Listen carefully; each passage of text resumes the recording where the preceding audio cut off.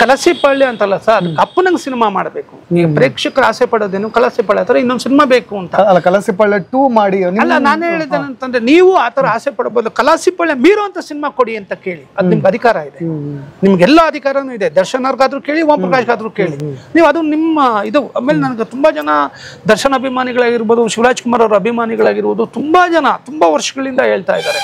ಆ ಭಾವನೆ ಮತ್ತೆ ಆ ಒಂದು ಇದು ನನಗೊಬ್ಬನಿಗೆ ಅಲ್ಲ, ಅವ್ರಗಳಿಗೂ ಇರಬೇಕು. ಇಲ್ಲ ಕಾಂಬಿನೇಷನ್ ಸಿನಿಮಾ ಮಾಡೋಣ, ಕಾಂಬಿನೇಷನ್ ಸಿಗೋದೆಲ್ಲ ತುಂಬಾ ಕಷ್ಟ ಸರ್, ತುಂಬಾ ಕಷ್ಟ. ಅದು ರವಿ ಸರ್ ಒಂದ್ಸಲ ಹೇಳಿದ್ರು ಇವ್ರಿಗೆ, ರಾಮು ಅವ್ರಿಗೆ, ಲಾಕಪ್ ಡೆತ್ ಆದ್ಮೇಲೆ ಎಂತ ಕಾಂಬಿನೇಷನ್, ಎಂತ ಇಟ್ಟು ಕಾಂಬಿನೇಷನ್, ಬಿಡ್ಬೇಡ ರಾಮು, ಓಂ ಪ್ರಕಾಶ್ ಇಟ್ಕೊಂಡೆ ಇನ್ನೊಂದು ಸಿನಿಮಾ ಮಾಡು, ಜೊತೆನಲ್ಲಿ ಮಾಡು ಅಂತ. ಅವ್ರು ಅವಾಗ ಬೇರೆ ಕಮಿಟ್ ಆಗಿದ್ರು ಮಾಲಾಶ್ರೀ ಮೇಡಮ್ ಜೊತೆ ಮಾಡೋದಕ್ಕೆ, ಪೆರಾಲ ಅವ್ರ ಪಿಕ್ಚರ್ ಮಾಡಿದ್ರು. ಅವಾಗ ಹೇಳಿದ್ರು ಅವರು ಆ ಥರ. ಅವರು ಲೆಜೆಂಡರಿ ಡೈರೆಕ್ಟ್ರು, ಲೆಜೆಂಡರಿ ಇಂಡಸ್ಟ್ರಿಗೆ ಅವ್ರು ಹೇಳಿದ ಮಾತು ನನಗಿನ್ನೂ ತಲೆಯಲ್ಲಿ ಇದೆ. ಅದು ಅವಾಗ ಆ ಥರ ಯಾವತ್ತು ಕಾಂಬಿನೇಷನ್ ಬಿಡಬಾರ್ದು ಸರ್. ಸೋಲು ಗೆಲುವು ಚಿಕ್ಕದಿರುತ್ತೆ, ಇಲ್ಲ ಅಂತಲ್ಲ, ಹೊಡಿಬೇಕು, ಹೊಡೆದ್ರೆ ಹಂಗೆ ಹೊಡಿಬೋದು, ಹೊಡಿತಾರಲ್ಲ ಆನೆಗೆ ಹೊಡಿ ಅಂತ ಹೇಳ್ತಾರಲ್ಲ, ಆ ಥರ ಮಾಡ್ಬೋದು. ನಮ್ಮಲ್ಲಿ ಹೀಗೋ ಪ್ರಾಬ್ಲಮ್ ಇಂದ ಮಾಡೋಕ್ಕಾಗಲ್ಲ ಅಷ್ಟೇನೆ. ಅದನ್ನ ಎಲ್ಲೂ ಹೇಳಕ್ಕೂ ಆಗಲ್ಲ, ಮಾಡೋಕ್ಕೂ ಆಗಲ್ಲ, ಕರ್ಮ ಅಷ್ಟೇ, ಏನ್ ಮಾಡೋಕ್ಕಾಗಲ್ಲ. ಅಪ್ರೋಚ್ ಆಗಿದೆಯಾ? ನಾ ಮಾಡಿದ್ದೀನಿ, ದರ್ಶನ್ ಅವ್ರಿಗೆ ಅಪ್ರೋಚ್ ಮಾಡಿದ್ದೀನಿ. ನಾನು ಎಲ್ಲ ಮೀರಿ ನಾನು 10 ವರ್ಷ ಆದ್ಮೇಲೆ ಅವ್ರನ್ನ ಭೇಟಿ ಮಾಡಿದ್ದೀನಿ.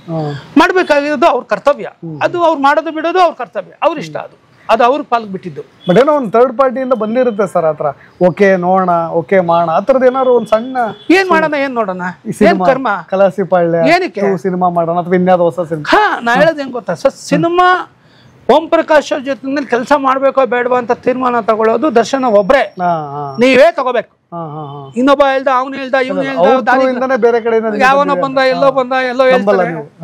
ಏನಕ್ಕೆ ಕೇಳ್ತೀರಾ ನೀವು? ಫಸ್ಟ್ ಆಫ್ ಆಲ್ ಏನಕ್ಕೆ ಕೇಳ್ತೀರಾ? ಯಾಕೆ ಕೇಳ್ತೀರಾ ನೀವು? ಮತ್ತೆ ಓಂ ಪ್ರಕಾಶ್ ಯಾರು ಅಂತ ನಿಮಗ್ ಗೊತ್ತಿಲ್ವಾ? ಮತ್ತೆ ಗೊತ್ತಿದ್ಮೇಲೆ ಬಿಟ್ಬಿಡಿ, ಮಾಡೋದು ಬಿಡೋದು ನಿಮಗೆ, ನೀವು ಮಾಡ್ಲಿ ಬಿಡ್ಲಿ, ಬಟ್ ನಿಮ್ಮಲ್ಲಿ ನಮ್ಗೆ ಸದಾ ಯಾವತ್ತಿದ್ರು ಗೌರವ ಇದ್ದೇ ಇರುತ್ತೆ. ನೀವೇ ಅಂತಲ್ಲ, ಪ್ರತಿ ಹೀರೋ ಮೇಲೂ ನನಗೆ ಗೌರವ ಇದೆ, ನಿಮ್ಮಲ್ಲಿ ಅಪಾರವಾಗಿದೆ. ಯಾಕೆಂದ್ರೆ ನೀವು ನಡ್ಕೊಂಡಿರೋ ರೀತಿ ಇರ್ಬೋದು, ನಾವು ನೀವು ಕೆಲಸ ಮಾಡಿದಾಗ ನೀವು ತೋರಿಸಿದ ಪ್ರೀತಿ ಇರ್ಬೋದು, ಅದು ನನ್ನ ಲೈಫಲ್ಲಿ ಮರೆಯಲ್ಲ.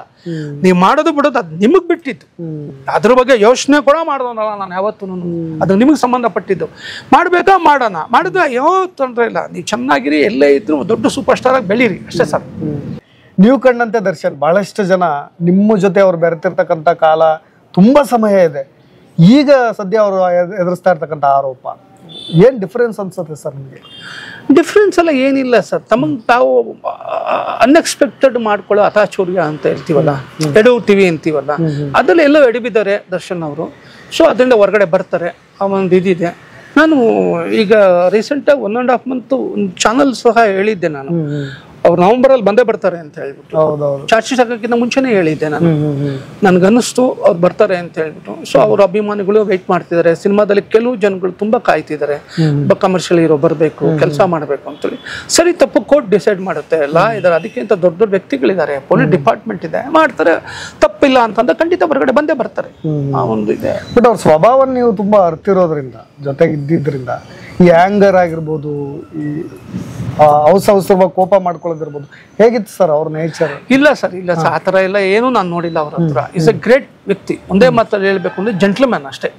ನಾನು ಅಂತ ವ್ಯಕ್ತಿನ ನೋಡಿದ್ದೀನಿ ದರ್ಶನ್. ತುಂಬಾ ಒಳ್ಳೆ ವ್ಯಕ್ತಿತ್ವ ಇರುವಂತ ವ್ಯಕ್ತಿ.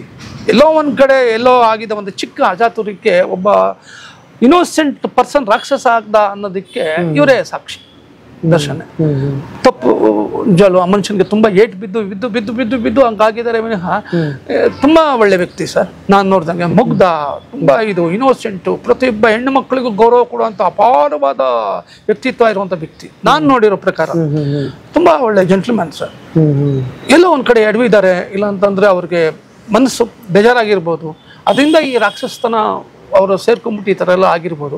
ಸೊ ಅದನ್ನೆಲ್ಲ ತಿಳ್ಕೊಂಡಿದ್ದಾರೆ. ಈಗ ಅವರು ನೋಡ್ತಾ ಇದ್ರೆ ಅನ್ಸುತ್ತೆ 100% ಒಂದು ಒಳ್ಳೆ ವ್ಯಕ್ತಿಯಾಗಿ ಹೊರಗಡೆ ಬಂದೇ ಬರ್ತಾರೆ ಅಂತ ನಂಬಿಕೆ ನನಗಿದೆ. ಇಲ್ಲ, ಬಹಳ ಜನ ಹೇಳೋದೇನಂದ್ರೆ, ಒಂದು ಹೆಣ್ಣು ಏನ್ ಬೇಕಾದ್ರೂ ಆಗ್ಬೋದು, ಅವಳೇ ಸ್ವರ್ಗನೂ ಅವಳೇ ನಾಕನೂ ಅವಳೇ ಅಂತ. ಎಲ್ಲ ಈ ಹೆಣ್ಣಿನ ವಿಷಯದಲ್ಲಿ ಅವ್ರು ಏನಾದ್ರು ಜೀವನ ಒಂದ್ ಸ್ವಲ್ಪ ಟರ್ನ್ ತೆಗೆದುಕೊಳ್ತಂತ ಅನ್ಸುತ್ತೆ. ಯಾರ ಜೀವನದಲ್ಲಿ ಯಾರಿಗಿರಲ್ಲ ಹೇಳಿ, ಎಲ್ಲ ನಿಮ್ ಜೀವನದಲ್ಲೂ ಇದ್ದಾರೆ. ನೀವು ತಗೊಳ್ಳೋದ್ರ ಮೇಲೆ ಡಿಪೆಂಡ್ ಆಗುತ್ತೆ ಅಷ್ಟೇ. ನಿಮ್ ಜೀವನದಲ್ಲೂ 100 ಕಾರಣಗಳಿದೆ, 100 ಪ್ರಾಬ್ಲಮ್ಗಳಿದೆ. ನಮ್ಮ ಈ ಒಂದು ವಿಷಯ ನೋಡ್ತಿರೋ ಎಷ್ಟೋ ಜನ ಪ್ರೇಕ್ಷಕರಾಗಿರ್ಬೋದು, ಇವರ 100 ಪ್ರಾಬ್ಲಮ್ಗಳು ಇರ್ತವೆ, ಇಲ್ಲ ಅಂತ ಯಾರು ಇಲ್ಲ. ಇಲ್ಲಿ ನಾವು ತಗೊಳ್ಳೋದು ನಿರ್ಧಾರಗಳ ಮೇಲೆ ಡಿಪೆಂಡ್ ಆಗುತ್ತೆ ಅಷ್ಟೇ. ನಾವ್ ಯಾರಿಗೋಸ್ಕರ ಬೆಂಡ್ ಆಗ್ಬಾರ್ದು. ನಮ್ತನ ಅನ್ನೋದೊಂದು ಇದೆಯಲ್ಲ, ಅದನ್ನ ಯಾರಿಗೋಸ್ಕರ ಬಿಟ್ಕೊಡ್ಬಾರ್ದು. ಫಸ್ಟ್ ಅದು ನಮ್ಮ ಕ್ಯಾರೆಕ್ಟರ್ ಅಂತ ಒಂದು ಬೆಳೆಸ್ಕೋತೀವಿ ಯಾವಾಗಲೂ ಒಂದ್ಸಲಿ. ನಾವು ಹೋಗೋ ದಾರಿಗಳು ಬೇರೆ ಬೇರೆ ಆಗಿರ್ಬೋದು, ಬಟ್ ಯಾವುದೇ ಕಾರಣಕ್ಕೂ ನಮ್ಮ ವ್ಯಕ್ತಿತ್ವ ಒಂದೇ ಥರ ಇರಬೇಕು. ಯಾರೇ ಬರಲಿ ಯಾರೇ ಹೋಗ್ಲಿ, ಯಾರ ತಾನೇ ಮಾತಾಡಲಿ, ಒಂಥರ ಮಾತಾಡಬೇಕು, ಒಂದೇ ಥರ ಇರ್ಬೇಕು ನಮ್ಮ ಕ್ಯಾರೆಕ್ಟ್ರು. ಇವ್ರಿಗೋಸ್ಕರ ಚೇಂಜ್ ಮಾಡ್ಕೊಳ್ಳೋದು, ಅವ್ರಿಗೋಸ್ಕರ ಚೇಂಜ್ ಮಾಡ್ಕೊಳ್ಳೋದು ಅದು ತಪ್ಪು ಅಂತ ನನ್ನ ಭಾವನೆ ಸರ್. ಆ ವಿಷಯದಲ್ಲಿ ಸ್ಟಿಕ್ ಆನ್ ಆಗಿದ್ದಾರೆ ಅವರು ಅಂತ. ಇಲ್ಲ ಹಂಗಲ್ಲ ಸರ್, ಫ್ಲಕ್ಚುಯೇಷನ್ ಮೈಂಡ್ ಸರ್ ಅಷ್ಟೇನೆ. ಅವರು ನಾನು ನೋಡಿದ್ದೀನಲ್ಲ, ತುಂಬಾ is a very good gentleman sir. ಕೆಲಸದ ವಿಷಯ ಆಗಿರ್ಬೋದು, ಇದಾಗಿರ್ಬೋದು, ತುಂಬಾ ಮಗು ತರ ಮನಸ್ಸು, ಬಟ್ ಅನ್ಎಕ್ಸ್ಪೆಕ್ಟೆಡ್ ಆಗಿರೋದು ಅಷ್ಟೇ ಸರ್. ಅನ್ಎಕ್ಸ್ಪೆಕ್ಟೆಡ್ ಒಂದೊಂದಾಗಿ ಆಮೇಲೆ ಸವಾಸ ದೋಷಗಳು ಮಾತಾಡೋದು ಎಲ್ಲೋ ಕೇಳ್ತೀವಲ್ಲ ನಾವು, ಕೇಳ್ಬಿಟ್ಟು ಮಾಡುವಂಥದ್ದಿಲ್ಲ ಇದೆಯಲ್ಲ, ಈ ತರ ಪಾಪ ಆಗಿದೆ ಅಂತ ಅನ್ಸುತ್ತೆ ಅಷ್ಟೇ. ನಾನು ಮೊನ್ನೆ ಕುಮಾರ್ ಗೋವಿಂದ್ ಸರ್ ಅಷ್ಟೇ, ಅವರು ಆನ್ ಕ್ಯಾಮ್ರಾ ಬಂದು ಮಾತಾಡ್ಲಿಲ್ಲ, ಬಟ್ ಅವ್ರು ಹೇಳ್ತಾ ಇದ್ರು, ನಾನು ನೋಡಿರೋಂಥ ಒಬ್ಬ ಬಹಳಷ್ಟು ಸಜ್ಜನ ವ್ಯಕ್ತಿನ ಸಿನಿಮಾ ರಂಗದಲ್ಲಿದ್ದರೆ ಅವರೇ ಅಂತ. ಯಾಕೆಂದ್ರೆ ಅವರು ಅನೇಕ ಕಾರಣಗಳನ್ನು ಕೂಡ ಕೊಟ್ಬಿಟ್ರು. ನಾನು ಅವ್ರಿಗೋಸ್ಕರ ಒಂದು 21 ದಿವಸ ಉಪವಾಸ ಬೇಕಾದ್ರೆ ಇಡ್ತೀನಿ, ನನಗೆ ಸದ್ಯದ ಪರಿಸ್ಥಿತಿಲಿ ಏನು ಮಾತಾಡೋಕ್ಕಾಗ್ತಾ ಇಲ್ಲ ಅಂತ. ಅದರ ಬಹಳಷ್ಟು ಜನ ಬಂದ ಮೀಡಿಯಾ ಮುಂದೆ ಅವ್ರ ಒಳ್ಳೆತನ ಅಥವಾ ಅವರಿಂದ ಪಡೆದ ಸಹಾಯಗಳನ್ನು ಹೇಳಲಿಕ್ಕೆ ಅಂಜುತ್ತಾ ಇದಾರ, ಅಥವಾ ಏನ್ ಕಾರಣ ಆಗ್ತಾ ಇದೆ, ಅಥವಾ ಅವ್ರಿಗೂ ಕೂಡ ಡ್ರಾಬ್ಯಾಕ್ ಆಗುತ್ತೆ ಅಂತ ಏನಾದ್ರು ಇನ್ಸರ್ಕೋತಾ ಇದಾರ? ಇಲ್ಲ, ಹೇಳ್ತಾ ಇದಾರಲ್ಲ, ಈಗ ಹೇಳ್ತಾ ಇದಾರೆ, ಎಲ್ಲರೂ ಹೇಳ್ತಾ ಇದಾರೆ. ಮುಂಚೆ ಹೇಳಿರಲಿಲ್ಲ ಅಷ್ಟೇ, ಮೈಕ್ ನೋಡಿದ್ರೆ ಗಂತರ ಎದ್ರಕೊಂಡು ಓಡೋ. ಆಮೇಲೆ ಈಗೀಗೆಲ್ಲ ಮಾತಾಡ್ತಿದ್ದಾರೆ, ಹೋಗ್ತಾ ಇದಾರೆ, ಮಾತಾಡ್ತಿದ್ದಾರೆ. ನೋ ಪ್ರಾಬ್ಲಮ್, ಆಗುತ್ತೆ, ಕಾಮನ್ ಆಗುತ್ತೆ ಎಲ್ಲ ಸೊಸೈಟಿ. ಮೀಡಿಯಾಗಳ ಬಗ್ಗೆ ಏನಾದ್ರು ಬೇಸರ ಇದೆಯಾ ಸರ್ ನಿಮಗೆ ತೋರಿಸ್ತಾ ಇರ್ತಕ್ಕಂಥ ರೀತಿ? ಸರ್ ನಿಮ್ ಕರ್ತವ್ಯ, ನೀವೇನ್ ಬೇಕಾದ್ರೆ ಮಾಡಿ, ಅದ್ರಲ್ಲಿ ಏನಿದೆ. ನೀವು ತೋರಿಸ್ತೀರಾ ಅಂತ ನಾವು ಬೇಜಾರು ಮಾಡ್ಕೋಬಾರ್ದು. ನೀವು ಒಳ್ಳೇದು ಹೇಳ್ದಂಗೆ ನಾವು ಅಪ್ರಿಷಿಯೇಟ್ ಮಾಡ್ತೀವಿ, ನಾವು ಖುಷಿ ಪಟ್ಕೋತೀವಿ. ಕೆಟ್ಟದಾಗ ತೋರಿಸ್ದಾಗ ಏನಕ್ಕೆ ಮಾಡ್ಬೇಕು, ಅದು ನಿಮ್ ಕರ್ತವ್ಯ, ಏನ್ ಬೇಕಾದ್ರೆ ಮಾಡ್ಕೊಳ್ಳಿ. ಅದು ನೀವು, ಅದು ನಿಮ್ ಜಾಗ, ನಿಮ್ ಇದು, ಅದಲ್ಲ.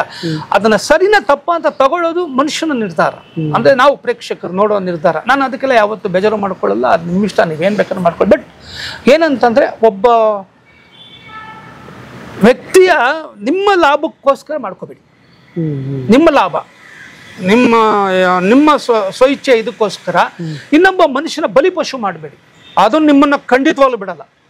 ಅದು ಯಾರೇ ಆಗಿರ್ಲಿ, ಅನ್ಭವಿಸ್ತೀರ, ಅದಂತೂ ನಿಜ. ನೀವು ಮಾತಾಡಿ ಏನು ಬೇಕಾದ್ರೆ ಮಾಡಿ, ಅದು ನಿಮ್ಮ ಪರ್ಸನಲ್ ಏನು ತೊಂದರೆ ಇಲ್ಲ. ಪತ್ರಿಕೋದ್ಯಮ ಅಂತ ನಾವು ಎಷ್ಟು ರೆಸ್ಪೆಕ್ಟ್ ಮಾಡ್ತೀವಿ, ಮಾಧ್ಯಮ ಅಂತ ಎಷ್ಟು ರೆಸ್ಪೆಕ್ಟ್ ಮಾಡ್ತೀವಿ, ಅದಕ್ಕೆ ರೆಸ್ಪೆಕ್ಟ್ ಫಸ್ಟ್ ನೀವು ಮಾಡಿ. ನೀವು ಮಾಡ್ಬೇಕು ಅದಕ್ಕೆ ಮರ್ಯಾದೆ. ಬಟ್ ಮೈಕ್ ಇದೆ, ಇದಿದೆ ಅಂತ ಬಾಯಿಗೆ ಬಂದಂಗೆ ನೀವೆಲ್ಲ ಮಾತಾಡ್ಕೊಂಡು ಇದು ಮಾಡೋದಕ್ಕಿಂತ ಫಸ್ಟ್ ಅದನ್ನ ಪೂಜ್ಯ ಭಾವದಿಂದ ನೋಡಿ. ನಿಮಗೆ ನಾವು ಎಷ್ಟು ರೆಸ್ಪೆಕ್ಟ್ ಮಾಡ್ತೀವಿ, ಮಾಧ್ಯಮ ಮತ್ತು ಪತ್ರಿಕೋದ್ಯಮ ಅಂತ ಎಷ್ಟು ನಾವು ರೆಸ್ಪೆಕ್ಟ್ ಮಾಡ್ತೀವಲ್ವಾ, ಭಯ ಪಡ್ತೀವಿ. ಫಸ್ಟ್ ಭಯ ಪಡ್ತೀವಿ, ಆಮೇಲೆ ರೆಸ್ಪೆಕ್ಟ್ ಮಾಡ್ತೀವಿ. ಅದು ನಿಮಗೂ ಇರಬೇಕಲ್ವಾ. ನೀವು ಏನು ಮಾಡಲಿಲ್ಲ, ನೀವೇನಿದೆ ಇದು ಅಂತ ಅನ್ಕೊಂಬಿಟ್ರೆ ಅದು ತಪ್ಪಲ್ವಾ. ಅದು ಕೆಲವು ಸಲ ನನಗೆ ತಪ್ಪು ಅಂತ ಅನಿಸಿದೆ ಸರ್, ಖಂಡಿತವಾಗ್ಲೂ ಮಾಡಿ. ನೀವು ಹೇಳೋದು ಒಬ್ಬ ವ್ಯಕ್ತಿನ ಚೇಂಜ್ ಮಾಡೋ ಥರ ಇರಲಿ, ಒಬ್ಬ ವ್ಯಕ್ತಿನ ಹಾಳು ಮಾಡೋ ಥರ ದಯವಿಟ್ಟು ಮಾಡಬೇಡಿ ಅಷ್ಟೇ ಸರ್. ನೀವು ಅವಾಗಿನ ಸಿನಿಮಾಗಳು ನೋಡ್ಕೊಂಡಾಗ ನೀವೇ ಭಾಳ ಸರಿ, ನಾನು ಭಾಳಷ್ಟು ಸಂದರ್ಶನಗಳಲ್ಲೂ ನೋಡಿದ್ದೀನಿ, ನನ್ನ ಹಳೆಯ ಸಂದರ್ಶನದಲ್ಲೂ ಕೂಡ ಹೇಳಿದ್ರಿ,